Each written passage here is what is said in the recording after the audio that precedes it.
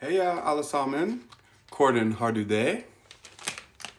I have run out of chocolate.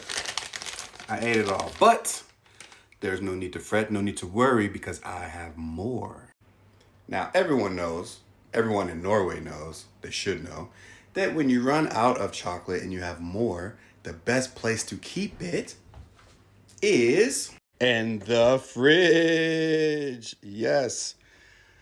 Oh man, this is the best place ever to keep your chocolate. Chocolate is supposed to be in the fridge. It's so nice, it's cold. Woo! Give me goosebumps if you can see, look at that. Some people may say that it's not supposed to be in the fridge, but they don't know what they're talking about, okay? Because the reason it's supposed to be in the fridge is that the cold seals in all the flavor. Like it makes sure that all the flavor is inside of it, you know? And if you have it at room temperature, then it's too soft and, you know, it just doesn't taste as good as it does when it's cold. And when you need to open it, you open it inside of the package, inside of the wrapper, so that it doesn't go everywhere and you know, it contains itself. And then you enjoy